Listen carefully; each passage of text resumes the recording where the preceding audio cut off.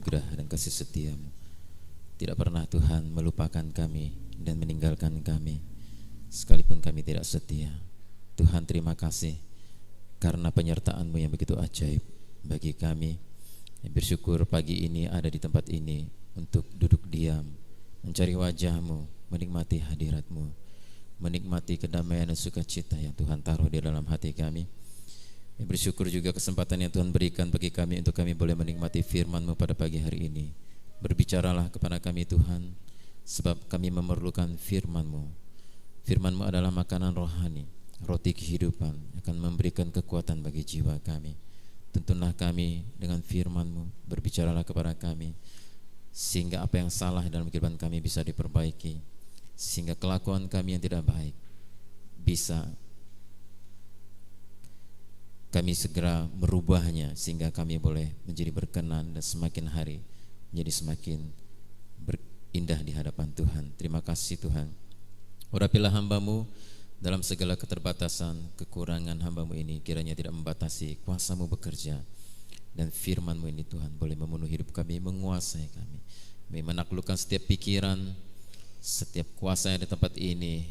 Taklukkan kepada firman Allah yang berkuasa, yang akan menaklukkan semuanya, sehingga kami boleh tunduk kepada firman Allah, dan firman Allah itu menguasai hidup kami. Terima kasih Bapa. Dalam nama Tuhan Yesus kami ucap syukur dan berdoa. Haleluya. Amin. Silakan duduk Bapak Ibu Saudara yang kasih oleh Tuhan. Shalom semuanya. Puji Tuhan. Pada pagi hari ini kita bisa hadir kembali bersama-sama untuk beribadah. Kita masih diberi kesempatan oleh Tuhan untuk menghadiri ibadah yang luar biasa di tempat ini. Bapak Ibu Saudara kasih oleh Tuhan, sesuai dengan tema kita pada bulan Juni ini masih tentang pelayanan. Oleh sebab itu pada pagi hari ini saya ingin mengajak kita belajar kebenaran firman Tuhan tentang prinsip-prinsip pelayanan Rasul Paulus. Prinsip pelayanan yang dianut oleh Rasul Paulus dalam pelayanannya. Kita akan baca di dalam 2 Korintus pasal 11 ayat 22 sampai 33. 2 Korintus pasal 11 ayat 22 sampai 33. 2 Korintus pasal 11 ayat 22 sampai 33. Saya ingin mengajak kita membacanya bergiliran ayat ini. Saya akan baca ayat 22, Bapak Ibu baca ayat 23 dan seterusnya secara bersilih berganti. 2 Korintus pasal 11 ayat 22 sampai 33. Demikian bunyi firman Tuhan. Apakah mereka orang Ibrani? Aku juga orang Ibrani. Apakah mereka orang Israel? Aku juga orang Israel. Apakah mereka keturunan Abraham? Aku juga keturunan Abraham. Apakah mereka pelayan Kristus? Aku berkata seperti orang gila. Aku lebih lagi. Aku lebih banyak berjeri lelah, lebih sering di dalam penjara, didera di luar batas, kerap kali dalam bahaya maut. Maaf, kelewatan saya. Silakan Bapak Ibu.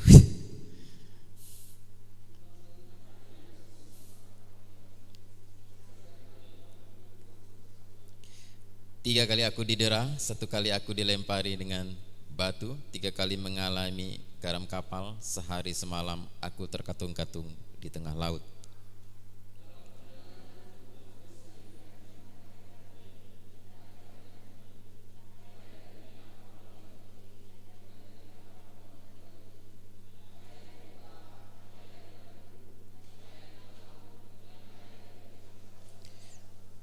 Aku banyak berjeri lelah dan bekerja berat, kerap kali aku tidak tidur. Aku lapar dan dahaga, kerap kali aku berpuasa, kedinginan dan tanpa pakaian.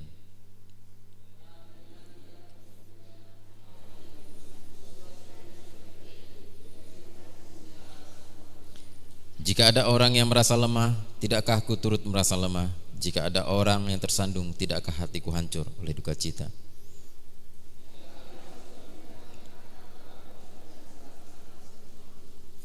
Allah, yaitu Bapa dari Yesus Tuhan kita, yang terpuji sampai selama-lamanya, tahu bahwa aku tidak berdusta.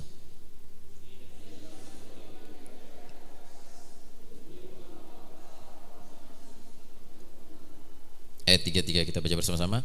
Tapi dalam sebuah keranjang aku diturunkan dari sebuah tingkap di luar tembok kota, dan dengan demikian aku terluput dari tangannya. Prinsip-prinsip pelayanan Rasul Paulus. Saudara kasih oleh Tuhan, Rasul Paulus adalah salah satu inspirasi terhebat di dalam dunia pelayanan dan tokoh pelayanan yang sangat dikagumi oleh para pelayan Tuhan, terutama para gembala dan pelayan full timer ya. Banyak sekali teladan dan tulisan dan gaya hidupnya yang benar-benar luar biasa untuk diikuti. Salah satunya juga adalah prinsip-prinsipnya di dalam dunia pelayanan yang sangat perlu dicermati oleh kita, dipahami dan diterapkan dalam pelayanan saat ini.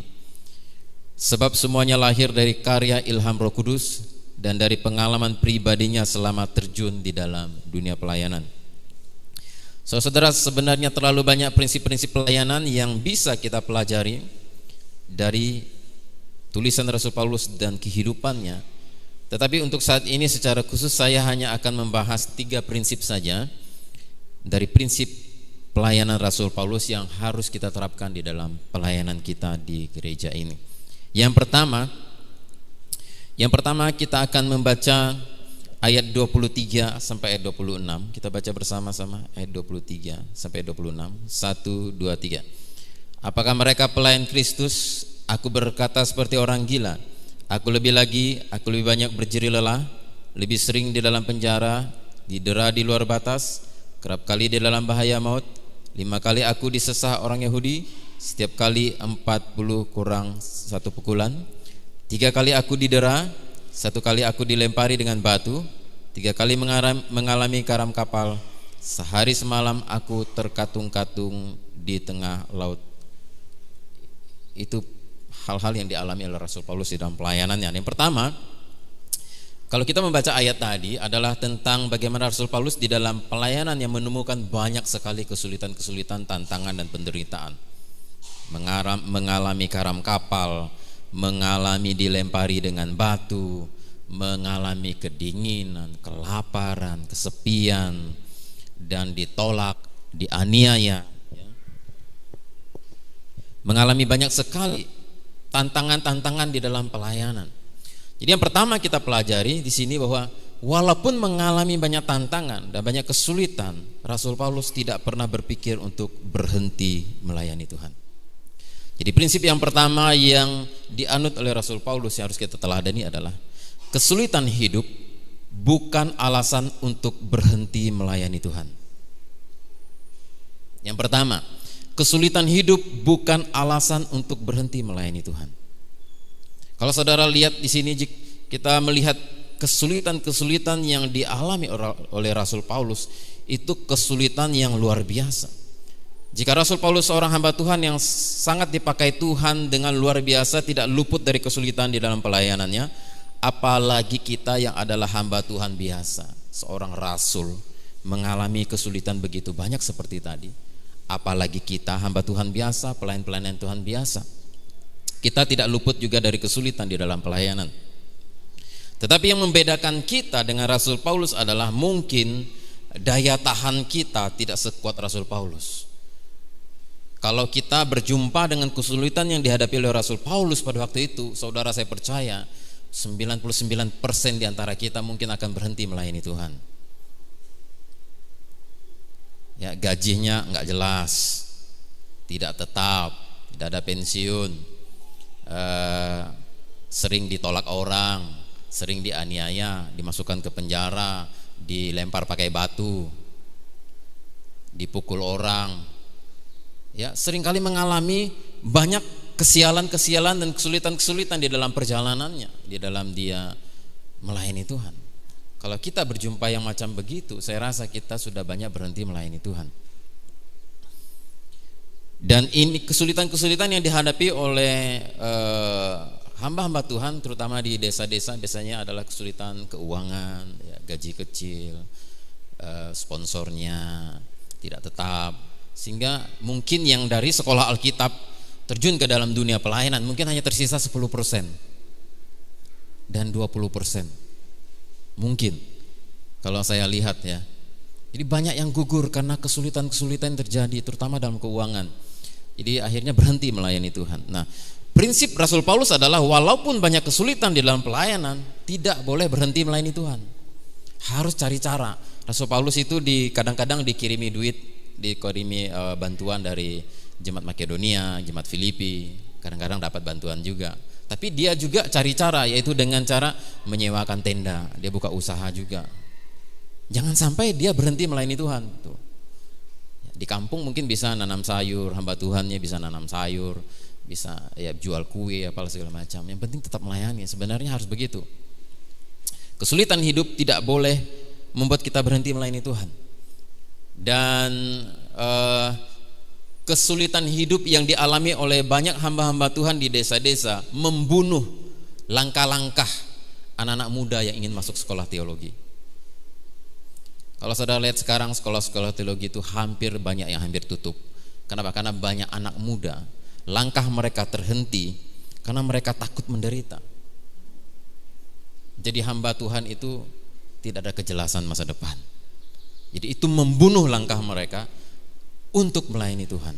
Mereka takut dengan tantangannya duluan. Mereka takut dengan kesulitan-kesulitan yang akan mereka hadapi di dalam pelayanan nanti. Jadi prinsip yang dianut oleh Rasul Paulus, walaupun banyak penderitaan, walaupun banyak kesulitan dalam pelayanan, tidak boleh berhenti melayani Tuhan. Walaupun mau masuk sekolah Alkitab, kalau saudara lihat di depan banyak kesulitannya, jangan menghentikan langkahmu untuk maju terus. Kira-kira seperti itulah kalau penerapannya untuk mereka yang belum terjun ke dunia pelayanan full time. Saya dulu pernah menawari seorang anak muda untuk masuk sekolah Alkitab. Dia sebenarnya yang pengen masuk sekolah Alkitab, saya memfasilitasi. Lalu sebelum dia mau berangkat saya ceritakan, nanti kamu jadi hamba Tuhan tuh gini loh. Di kampung itu nanti gini, tinggal gini, gajinya segini, enggak jelas, gini. Saya ceritakan yang pahit-pahit semuanya. Langsung minggu depannya dia langsung datangi saya, dia bilang, "Kok nggak jadi kok," katanya. Nggak jadi. Takut dia, saudara. Lalu salah satu, dia kan kerja dengan orang, bosnya bilang sama saya, "Kamu mesti cerita yang aneh-aneh sama dia," katanya. Sehingga nggak jadi, katanya. Ya kita harus ceritakan yang pahit-pahit dulu. Jangan sampai pas di dunia pelayanan dia baru kaget. Dan sekarang ketika dia tidak jadi juga sekolah Alkitab, saya lihat hidupnya nggak kemana-kemana juga. Cuma kerja ya seperti biasa aja gitu, nggak kemana-mana juga. Nah saudara yang kasih lihat Tuhan, kesulitan hidup yang dialami oleh Rasul Paulus tidak menghentikan langkahnya untuk tetap melayani Tuhan. Kesulitan apa saja yang dihadapi oleh Rasul Paulus yang kita baca tadi, di situ dia menceritakan bagaimana dia dianiaya, dia dicambuk. Saudara pernah nggak dicambuk? Nggak pernah kan? Pernah nggak dipukul pakai rotan oleh mamanya? Saya masih kecil sering, saudara, karena saya termasuk lumayan nakal. Saya pernah curi duit mama saya untuk taruhan main badminton dengan kawan saya kalah taruhan. Mereka kan lebih jago, saya tantang. Kalah 5.000 rupiah, saya harus bayar. Saya pulang ke rumah, saya curi duit mama saya, saudara. Saya tahu dia taruh di bawah pakaiannya, itu ada dompetnya situ. Saya curi duitnya 5.000. Saya bayarin kawan saya yang saya kalah taruhan. Dan setelah itu ketika mama saya tahu bahwa duitnya dicuri, habis saya dipukul pakai rotan. Dan saya kapok, saudara. Waduh, sakit luar biasa ini, merah-merah berdarah-darah. Itu baru pakai rotan. Kalau saudara mengalami seperti yang dialami Rasul Paulus, dicambuk 50 kurang 1 pukulan 49. Itu lukanya itu baju-baju gini habis sobek semua. Ini badan ini itu tercabik-cabik semua, saudara. Itu bukan cambuk biasa yang ada duri-duri dan ada kaitan-kaitan tulang-tulangnya itu. Setiap kali nyambuk itu menarik setiap daging-dagingnya itu. Dan itu sering dialami oleh Rasul Paulus. Saudara pernah lihat seorang maling ditangkap oleh orang kampung, pernah nggak lihat? Saya pernah lihat 1 kali. Seorang maling dia curi kulat, ketangkap basah oleh warga. Wih, itu saudara digebuk habis-habisan, ditendang kepalanya, bonyok. Ampun bang, sorry. Ampun bang, katanya ampun, sampai udah berdarah-berdarah, bengkak-bengkak, masih dihajar mereka. Saya pernah lihat, saudara. Itulah yang dialami Rasul Paulus waktu dia pelayanan. Ketangkap basah memberitakan Injil. Waktu itu memberitakan Injil ilegal. Dihajar habis-habisan Rasul Paulus. Ditinju, dipukul, diludahi, dilempar pakai batu. Pernah dilempar pakai batu sama orang? Yang batu besar gini? Bagaimana rasanya kalau batu sebesar ini melayang di kepala kita, pak di sini. Dan satu kampung yang ngelemparin. Kapok nggak saudara pelayanan? Kapok saudara. Tapi Rasul Paulus tidak berhenti melayani Tuhan. Inilah prinsip yang dianut oleh Rasul Paulus, bahwa kesulitan dan tantangan di dalam pelayanan tidak membuat dia berhenti untuk melayani Tuhan. Penganiayaan, dicambuk, dipukul ditinju, mengalami kesialan, karam kapal. Saudara pernah mengalami karam kapal? Saya pernah mengalami karam perahu dan kawan-kawan saya di tengah Sungai Kapuas. Wah, mengerikan, horor. Kalau ingat itu saudara, ngeri saya. Kami pernah naik sampan dengan kawan saya pergi ke sungai tengah-tengah itu. Tiba-tiba karam. Itu ngeri. Itu baru Sungai Kapuas. Untung kami bisa selamat ya. Kami timba-timba perahunya, kami balikkan lagi dan kami bisa kembali. Itu saudara bayangkan kalau di tengah laut saudara sedang terjadi karam kapal, terkatung-katung cuma di atas sebuah papan saja misalnya. Saudara terombang-ambing ke sana kemari, enggak tahu bakal mendarat atau tidak, bakal sampai di darat atau tidak. Bagaimana rasanya? Ikan hiu datang dan berkeliling-keliling di tengah saudara. Horor saudara, ngeri, membayangkan aja saya enggak sanggup. Tapi Rasul Paulus mengalami hal seperti itu. Kesialan-kesialan. Kita pelayanan aja, kalau misal ke kampung, saya pernah pelayanan di kampung itu. Ketika pergi ke satu daerah, ke Sokbagan itu, dari SP1 ke Sokbagan itu lewat jalan HTI itu, jalan kuning yang baru digusur. Itu saya ngalami kesialan berapa kali itu. Tiba-tiba cuaca cerah begini, tengah hari tiba-tiba hujan. Waduh, perjalanan 15 menit itu menjadi 2 jam. Gila. Sampai motornya itu saya tendang ke tengah-tengah hutan itu. Saya duduk di bawah pohon, saya bilang bodoh benar saya ada di sini dalam hati saya. Ngapain saya begini? Digaji enggak, apa segala macam enggak. Tapi ya itulah melayani Tuhan. Saking capeknya mendorong motor itu udah gak bisa jalan lagi. Jalan kaki lebih cepat malah. Dan Rasul Paulus sering mengalami hal seperti itu. Itu tidak membuat dia berhenti melayani Tuhan. Dia mengalami kesulitan ekonomi, dia bilang dia kelaparan. Dia sering berpuasa di sini itu dalam bahasa aslinya itu mengikat perut. Berpuasa itu mengikat perut, artinya memang terpaksa. Memang nggak ada yang bisa dimakan, memang nggak ada duit untuk beli makanan. Dia kerap kali mengalami kedinginan, dia berpuasa. Dia mengalami kekurangan pakaian. Tidak ada sinode, tidak ada sponsor yang dari sinode yang memperhatikan dia, karena waktu itu gereja belum terbentuk, organisasi belum ada, tabungan di bank apalagi itu pasti tidak ada, simpanan apa-apa nggak ada. Makan itu cuma sehari lepas sehari lepas sehari. Dan dia mengalami penolakan, dilempari dengan batu, dan setiap kali memberitakan Injil, apa yang dia lakukan dianggap oleh pemerintah ilegal pada waktu itu, sehingga dia dimasukkan ke penjara. Dia seringkali mengalami kesepian, dia mengalami kehidupan yang betul-betul sulit sekali saudara, karena melayani Tuhan. Tapi itu tidak membuat dia berhenti melayani Tuhan. Bahkan kalau kita membaca di pasal berikutnya, Rasul Paulus menceritakan di pasal 12, dia ditaruh oleh Tuhan duri dalam daging. Dan itu sudah berlangsung 14 tahun duri dalam daging. Itu bukan berarti di dalam badannya ada duri, bukan. Tapi ada satu penyakit yang di dalam kiasan yang disampaikan oleh Rasul Paulus seperti duri dalam daging. Dalam dirinya itu ada penyakit yang dia memang tidak bisa menyampaikan penyakit apa itu. Sakit itu dialaminya sudah 14 tahun. Dia bisa menyembuhkan orang dengan berdoa bagi orang, sapu tangannya bisa menyembuhkan orang dan bisa mengusir roh jahat. Kuasa yang dia dapat dari Tuhan untuk menyembuhkan orang, untuk melakukan mujizat itu luar biasa, tapi dirinya sendiri tidak disembuhkan oleh Tuhan. Dan saudara, Rasul Paulus walaupun dalam keadaan sakit, tubuhnya sakit, dalam keadaan kekurangan, serba kekurangan, dia tidak berhenti melayani Tuhan. Itulah prinsip yang diterapkan Rasul Paulus dalam pelayanannya. Jangan membiarkan kesulitan hidup itu menghentikan langkah kita untuk melayani Tuhan.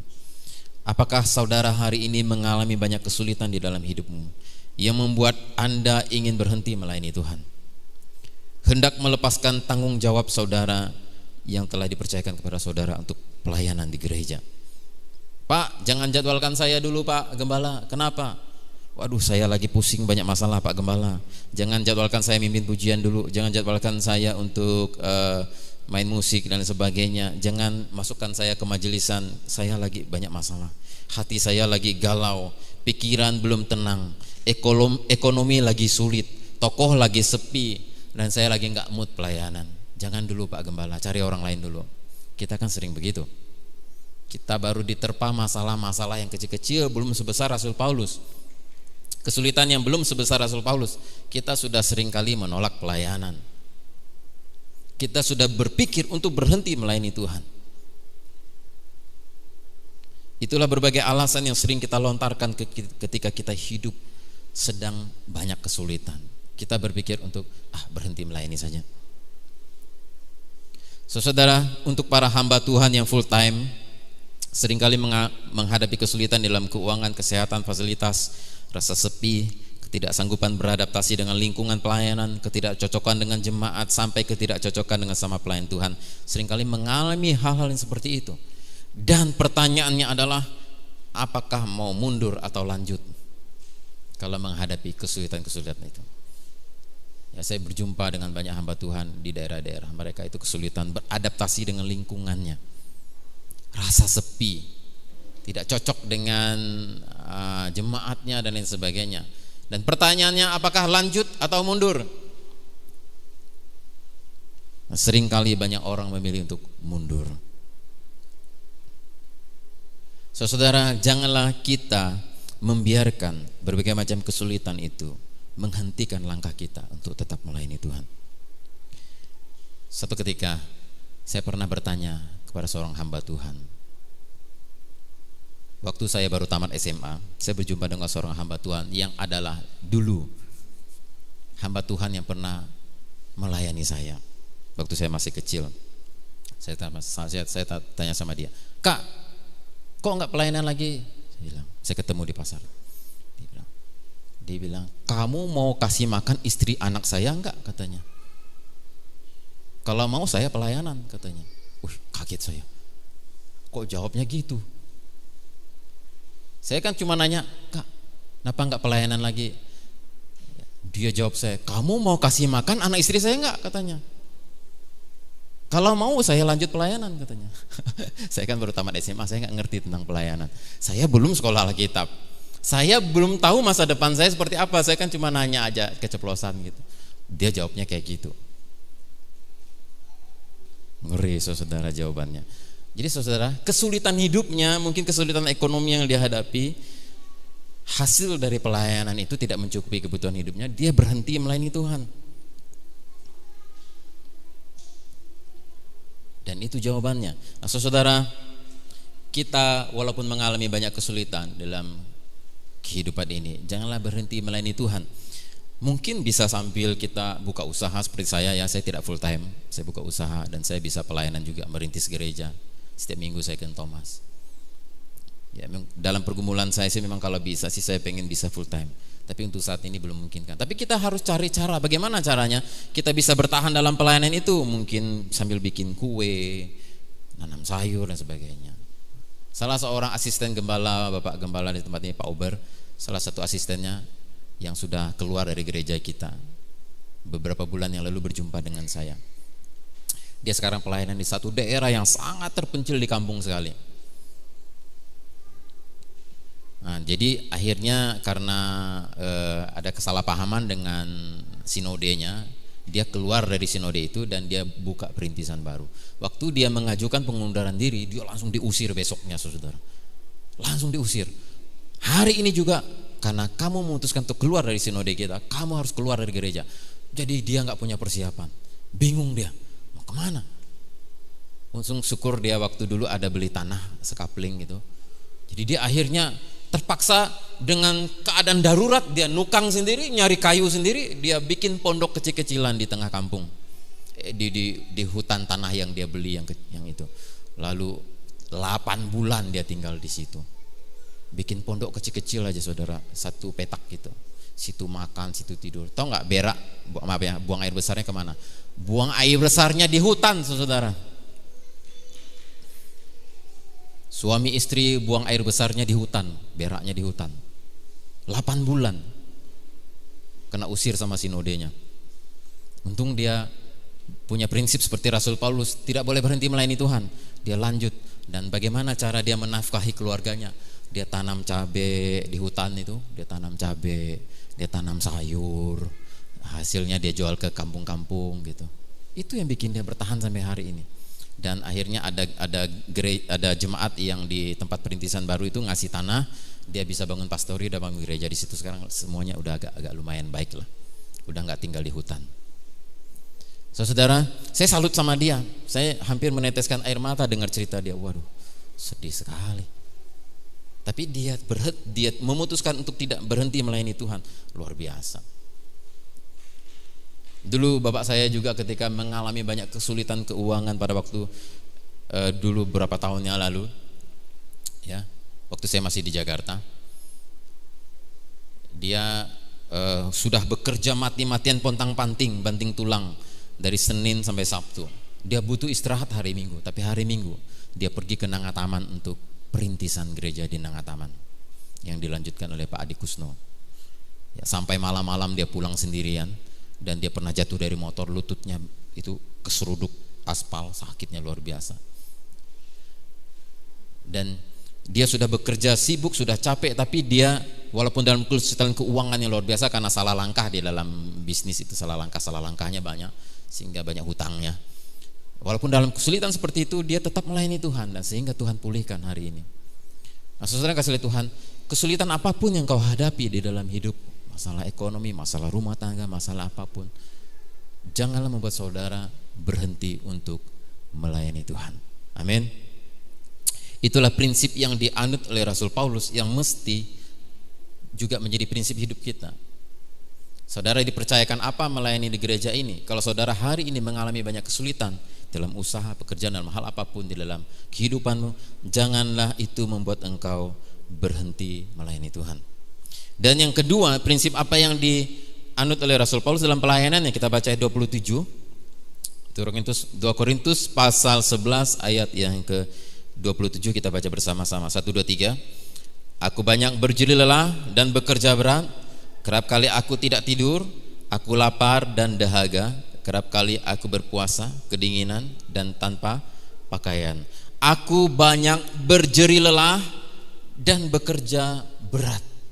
Yang kedua prinsip yang dianut adalah dia rela berjeri lelah, bekerja dengan berat. Di dalam pelayanannya dia bekerja berjeri lelah, bekerja dengan berat atau bekerja dengan sungguh-sungguh. Dia bekerja keras di dalam pelayanan itu. Dia enggak santai-santai. Itulah prinsip yang kedua. Di dalam pelayanan kita harus belajar untuk berjeri lelah sedikit. Kalau bisa banyak berjeri lelah, bekerja dengan berat atau bekerja keras dalam pelayanan itu. Dalam ayat 7 tadi dikatakan berjeri lelah itu dan bekerja berat, kalau dalam bahasa Yunaninya itu adalah saudara kopos. Kopos itu artinya apa? Kopos itu kalau diartikan itu begini: saya sering mengerjakan pekerjaan berat, saya sering kelelahan karena bekerja, saya membanting tulang dan berjuang setengah mati. Itu artinya kopos kalau diterjemahkan ke dalam bahasa sehari-hari kita. Saya sering mengerjakan pekerjaan yang berat, saya sering kelelahan bekerja keras, saya membanting tulang dan berjuang setengah mati. Itu artinya kopos, berjeli lelah dan bekerja berat. Dan di dalam ayat 23 dia katakan, apakah mereka pelayan Kristus? Aku berkata seperti orang gila, aku lebih lagi. Jadi dia seorang yang bekerja sampai seperti orang gila. Kerap kali karena kerja keras itu dia jadi kurang tidur. Karena dia kerja keras melayani Tuhan, dia menjadi kelaparan, dia itu mengorbankan banyak hal. Bahkan kesehatannya itu semakin buruk. Dia bekerja dengan keras juga seperti orang gila. Bahkan di dalam 1 Korintus pasal 9 ayat 16. Mari kita baca 1 Korintus pasal 9 ayat 16.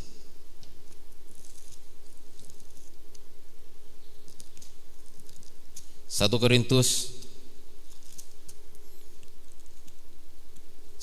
pasal 9. Kita baca ayat yang ke-16. 1 Korintus pasal 9 ayat yang ke-16. Kita baca bersama-sama. 1, 2, 3. Karena jika aku memberitakan Injil, aku tidak mempunyai alasan untuk memegahkan diri. Sebab itu adalah keharusan bagiku. Celakalah aku jika aku tidak memberitakan Injil. Dalam ayat ini Rasul Paulus berkata, celakalah aku jika aku tidak memberitakan Injil. Artinya apa? Kalau dia tidak memberitakan Injil, kalau dia tidak bekerja keras di dalam pelayanannya, dia merasa nggak tenang. Celaka aku, nggak tenang. Dia merasa gelisah kalau dia itu nyantai-nyantai, saudara. Hamba Tuhan yang baik, dia akan merasa gelisah kalau kerjaan itu kurang banyak. Kalau terlalu banyak santai, hamba Tuhan yang baik, dia akan merasa gelisah. Kalau dia kurang memberitakan Injil, dia akan merasa celaka aku, karena aku tidak memberitakan Injil. Itu hamba Tuhan yang baik. Itulah Rasul Paulus. Dia bekerja keras, dia berjerih lelah, dia banting tulang dalam pelayanan. Dia tidak nyantai-nyantai. Celaka aku kalau aku tidak memberitakan Injil. Maka seringkali saya juga kadang-kadang merasa gelisah saya di toko itu. Saudara pikir saya jaga toko itu tenang-tenang. Saya merasa gelisahnya bukan apa? Saya kurang waktu untuk memberitakan Injil. Itu yang masih menjadi pergumulan saya hari ini. Nah, saudara, hamba Tuhan yang baik, seorang pelayan Tuhan yang baik, kalau dia bekerja kurang keras, dia akan merasa nggak enak. Dia harus seperti Rasul Paulus itu, dia harus memberitakan Injil. Dia harus bekerja keras. Baru dia rasa tenang, baru dia puas. Demi melayani Tuhan sang majikan, Rasul Paulus rela bekerja berat, peras otak, peras keringat, habis-habisan untuk Tuhan. Kadang-kadang dalam hal ini sejujurnya banyak di antara yang melayani Tuhan tidak sampai seperti ini. Prinsip pelayanan masa kini adalah kadang-kadang kita di dalam zaman milenial ini adalah sesedikit mungkin waktu yang diberikan kepada Tuhan, sehemat mungkin tenaga yang dikeluarkan, seminimal mungkin korban biaya untuk pelayanan. Kalau Anda sebagai pelayan Tuhan, baik yang full time atau yang part time, kurang rela berjerih lelah dan bekerja berat untuk Tuhan, maka saudara harus memperhatikan 2 ayat ini. Kalau kita sebagai pelayan Tuhan, baik full time atau tidak full time, kalau kita pelayanan bekerja kurang keras, terlalu banyak nyantai, saudara harus perhatikan ayat ini. 1 Korintus pasal 3 ayat 10, mari kita baca bersama-sama. 1 Korintus pasal 3 ayat 10 sampai 14. 1 Korintus pasal 3 ayat 10 sampai 14, kita baca bersama-sama. 1, 2, 3. Sesuai dengan kasih karunia Allah yang dianugerahkan kepadaku, aku sebagai seorang ahli bangunan yang cakap telah meletakkan dasar dan orang lain membangun terus di atasnya. Tetapi tiap-tiap orang harus memperhatikan bagaimana ia harus membangun di atasnya. Karena tidak ada seorang pun yang dapat meletakkan dasar lain daripada dasar yang telah diletakkannya, yaitu Kristus Yesus. Entahkah orang membangun di atas dasar ini dengan emas, perak, batu, permata, kayu, rumput kering, atau jerami. Sekali kelak pekerjaan masing-masing setiap orang akan nampak, karena hari Tuhan akan menyatakannya. Sebab ia akan nampak dengan api, dan bagaimana pekerjaan masing-masing orang akan diuji oleh api itu. Jika pekerjaan yang dibangun seseorang tahan uji, ia akan mendapat upah. Jika pekerjaannya terbakar, ia akan menderita kerugian, tapi ia sendiri akan diselamatkan, tetapi seperti dari dalam api. Jadi ada banyak dasar bangunan. Setiap orang itu kalau dia melayani Tuhan, entah full time atau tidak, dia itu akan membangun dasarnya masing-masing. Dikatakan oleh Rasul Paulus, ada orang yang membangun dasar pelayanannya seperti emas, seperti permata, dari emas. Dan kemudian tapi ada orang yang dasar pelayanannya itu dari rumput kering dan jerami. yang terbakar habis. Kalau emas terbakar dia makin murni. Itulah yang terjadi kepada kita kalau kita melayani asal-asalan dan kita tidak bekerja keras di dalam pelayanan, maka hasil pelayanan kita itu dari apa kita buat itu? Apakah engkau melayani Tuhan itu dari rumput jerami? Apakah pelayananmu itu dari emas murni? Kalau dari rumput jerami nanti kalau diuji dengan api hangus terbakar, nggak ada jadi asap, nggak ada jadi apa-apa. Maka kita harus bekerja keras sungguh-sungguh di dalam pelayanan itu, sehingga ketika diuji hasil pelayanan kita adalah betul-betul murni dan dari emas yang murni di hadapan Tuhan. Amin. Dan yang kedua, saudara perlu perhatikan ayat yang berikut ini, Yeremia pasal 48 ayat 10. Yeremia pasal 48 ayat yang ke-10. Mari kita buka Yeremia pasal 48 ayat yang ke-10. Kita baca bersama-sama ayat ini. Yeremia pasal 48 ayat yang ke-10, demikian bunyi firman Tuhan. Terkutuklah orang yang melaksanakan pekerjaan Tuhan dengan lalai, dan terkutuklah orang yang menghambat pedangnya dari penumpahan darah. Terkutuklah orang yang melaksanakan pekerjaan Tuhan dengan lalai. Saudara yang kasih oleh Tuhan, oleh sebab itu kita harus belajar untuk melayani Tuhan dengan sungguh-sungguh, dengan harus rela capek-capek gitu. Kalau saudara persiapan untuk ngajar sekolah minggu, persiapanlah dengan baik. Kalau saudara persiapan khotbah seperti saya ini, saya kan waktunya saya kan sangat terbatas. Saya tengah malam baru persiapan khotbah. Dan kadang tengah-tengah melayani orang banyak, saya harus ngetik khotbah saya itu. Sehingga saya salah hitung saya kadang-kadang harga-harga barang itu. Karena saya bagi waktunya susah, tapi saya wajib mempersiapkannya dengan baik. Nah, saudara, kita harus melakukan itu, jangan sampai lalai, jangan sampai ketika kita menyampaikan khotbah asal-asalan khotbah aja, asal-asalan naik mimbar. Jangan sampai kita pelayanan main musik dan sebagainya, ya kadang-kadang keterbatasan waktu kita untuk latihan dan sebagainya membuat kita itu asal-asalan tampil. Jangan sampai seperti sebenarnya, karena kita akhirnya membangun dasar pelayanan dari rumput jerami. Dan kalau diuji dengan api, terbakar, nggak hasil apa-apa, nggak dapat upah. Jadi mari kita meneladani prinsip pelayanan Rasul Paulus, yaitu dia kerja itu benar-benar kerja untuk Tuhan dan berjeri lelah, banting tulang, pontang-panting dia untuk Tuhan. Bekerja berat, bekerja seperti orang gila. Celakalah aku jika aku tidak memberitakan Injil. Jadi dia nggak merasa tenang kalau terlalu nyantai melayani Tuhan. Itulah prinsip pelayanan Rasul Paulus. Apakah kita sudah sungguh-sungguh berjeri lelah dalam melayani Tuhan? Pada saat latihan mimpin pujian, pada saat kita main musik, bersih-bersih gereja pun misalnya, bersih-bersih gereja pun jangan anggap sepele. Bikinlah gereja ini jadi mengkilat. Kursi-kursinya dibersihkan, jendela-jendelanya. Saya ini juga mantan tukang bersih gereja di Jakarta dulu. Satu hari WC yang saya cuci itu adalah 5 buah WC. Selama 3 tahun.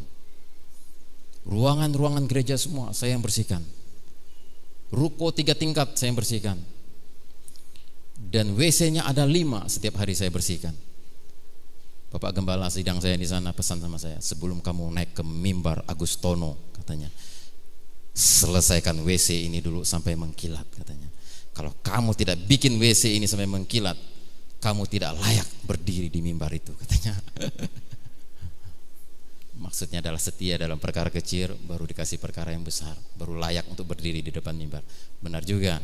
Kalau orang mengerjakan yang kecil-kecil itu dia nggak becus, yang besar-besar juga pasti nggak becus, saudara. Jadi kita harus bersungguh-sungguh dan bekerja dengan giat, berjeri lelah sedikit. Persiapanlah kalau mau pelayanan sekolah minggu, persiapan lagu apa yang mau dinyanyikan besok, ya firman Tuhan apa yang mau disampaikan, cari ilustrasinya, cari apa ayat-ayatnya. Jangan langsung main sikat pas besoknya baru kalang kabut mau sampaikan apa ya. Jangan begitu, saudara. engkau sedang membangun pelayanan dari rumput jerami. Itu bukan tipe pelayanan Rasul Paulus. Jadi kita harus belajar untuk rela berjerih lelah dan bekerja berat. Saya salut sama bapak-bapak yang terlibat bapak-bapak ibu-ibu yang terlibat di sekolah ya juga. Pelayanan sekolah TK, SD juga itu luar biasa. Ya, saya walaupun tidak pernah komen, tapi saya lihat di grup-grup itu luar biasa mereka progresnya itu dalam mengembangkan sekolah, itu luar biasa menurut saya. Ya, seperti itulah sungguh-sungguh dalam pelayanan. Kopos, bekerja berat, berjerih lelah untuk melakukan sesuatu yang menghasilkan pekerjaan yang baik untuk Tuhan. Amin. Dan kiranya itu boleh menjadi prinsip pelayanan kita di gereja ini, saudara. Dan kemudian yang ketiga, prinsip yang ketiga yang dianut oleh Rasul Paulus, sebenarnya ada banyak prinsip lain-lain. Kalau saudara baca dalam tulisan-tulisan Rasul Paulus, ada banyak prinsip yang bagus yang bisa kita ambil dalam pelayanan. Tapi yang ketiga, saya ambil dari ayat yang lain dalam 1 Korintus pasal 9 ayat 27. 1 Korintus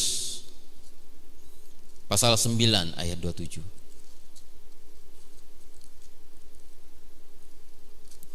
1 Korintus pasal 9 ayat 27. 1 Korintus pasal 9 ayat 27. Mari kita baca bersama-sama ayat ini.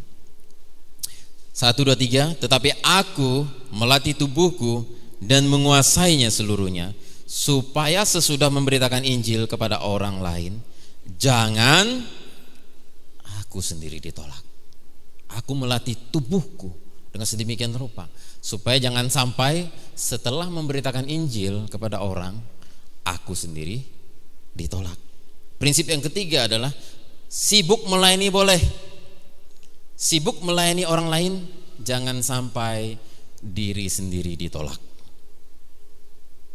Kita sibuk melayani, habis-habisan kita kunjungi orang sakit, gereja kegiatan apalagi ikut, apa ada ke mission trip ikut, ke sana kemari apa kegiatan, sibuk. Kita sering memberitakan Injil tapi kita lupa kerohanian kita sendiri, kita tidak perhatikan. Jangan aku sendiri ditolak. Itulah prinsip Rasul Paulus. Boleh kita sibuk melayani orang lain, sibuk melayani Tuhan, jangan sampai diri sendiri ditolak. Artinya kerohanian kita perlu kita perhatikan juga. Dalam ayat ini dikatakan aku melatih diri. Melatih diri artinya itu memperbaiki diri setiap kali berbuat salah. Melatih diri itu artinya bangkit dan berubah setiap kali jatuh. Melatih diri itu artinya selalu introspeksi diri bila telah mulai menyimpang. Bahkan kalau sudah mulai menyimpang, dia introspeksi. Wih, aku mulai sombong. Ih, aku mulai malas-malasan pelayanan. Ih, aku sudah sembarangan asal-asalan pelayanan. Jadi dia selalu introspeksi diri. Aku melatih diri, jangan sampai aku sibuk melayani tapi aku sendiri ditolak. Pelayanan itu bukan hanya tentang berdiri di mimbar, mimpin pujian, main musik, sambut tamu, khotbah di sini. Pelayanan itu juga adalah persembahan hidupmu kepada Tuhan. Itulah pelayanan yang sejati. Bagaimana kamu hidup, bagaimana kamu berkata-kata, bagaimana tingkah lakumu sehari-hari, itulah pelayanan kepada Tuhan. Hidupmu itu adalah pelayanan. Yang kamu katakan, yang kamu perbuat, yang kamu pikirkan, itulah pelayanan kepada Tuhan. Hidup ini dipersembahkan kepada Tuhan. Dalam Roma pasal 2 ayat 1 sampai 2. Mari kita baca Roma pasal 2. Roma pasal 2 ayat 1 sampai 2. Karena itu Roma pasal 2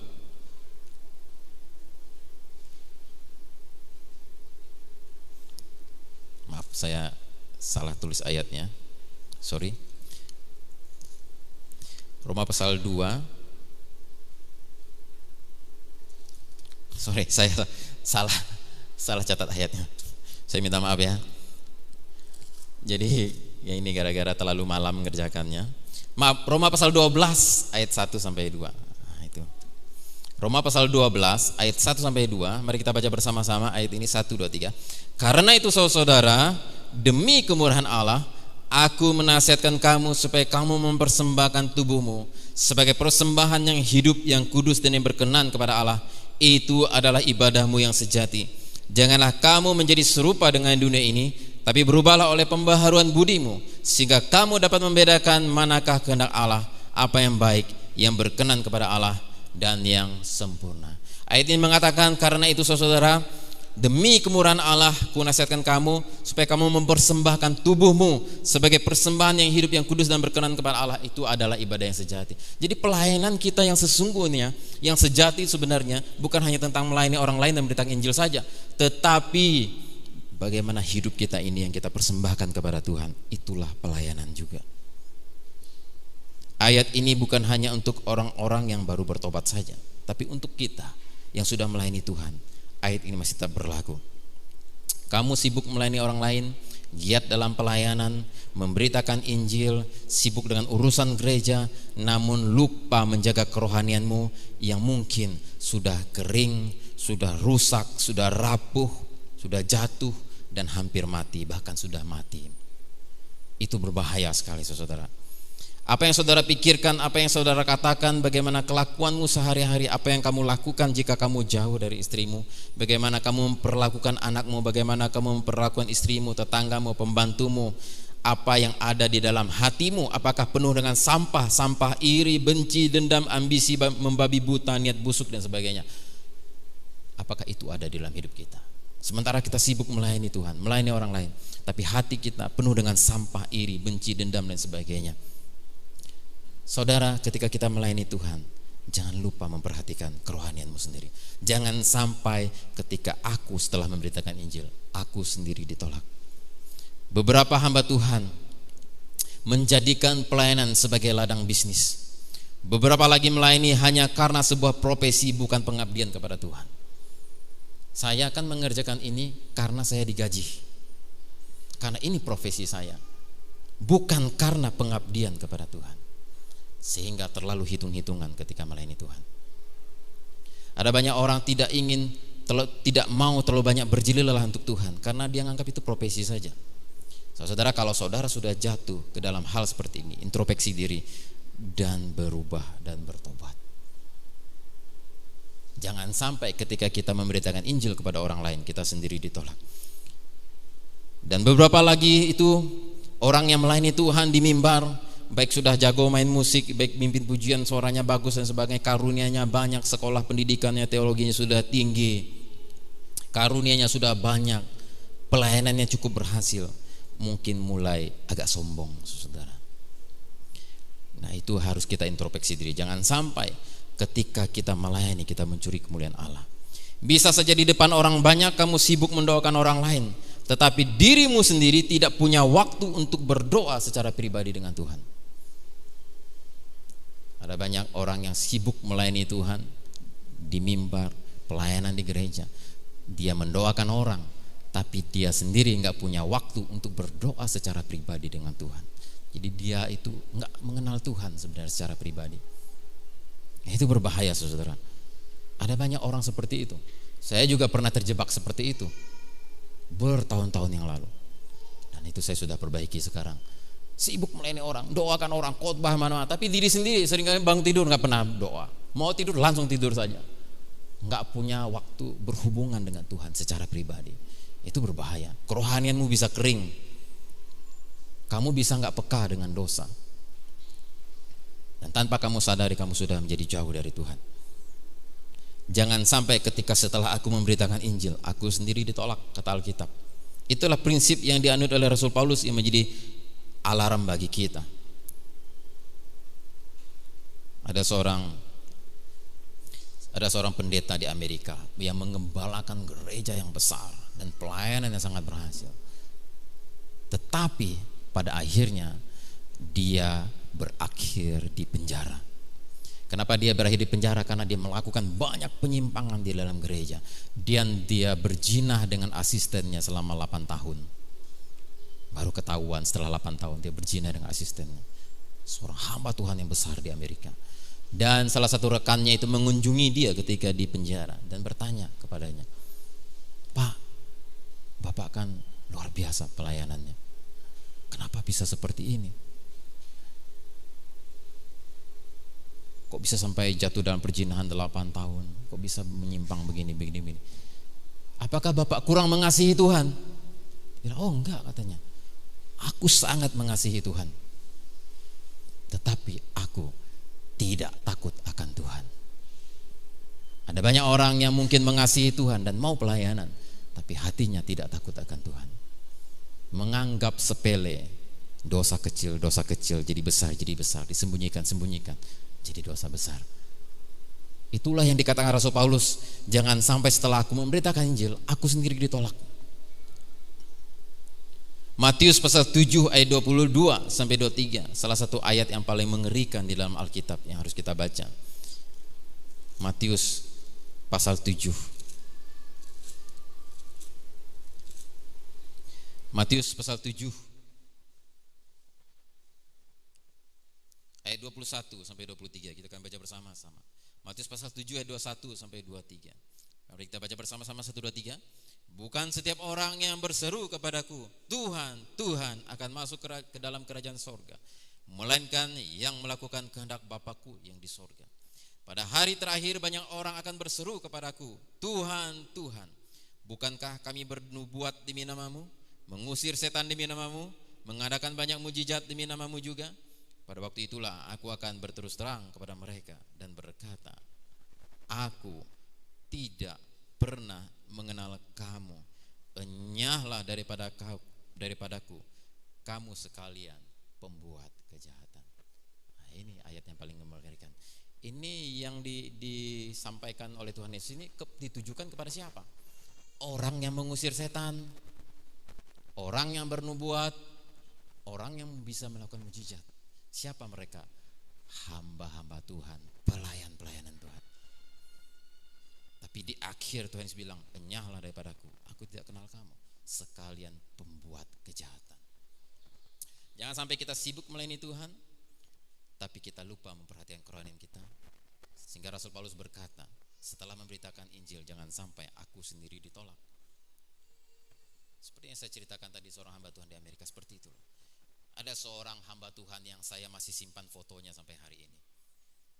Mereka berfoto di depan gereja yang lama di depan sana. Ada beberapa hamba Tuhan termasuk bapak saya, Pak Hasan Susanto, ada di situ. Ada 7 orang. Saya masih simpan fotonya di Alkitab saya ini.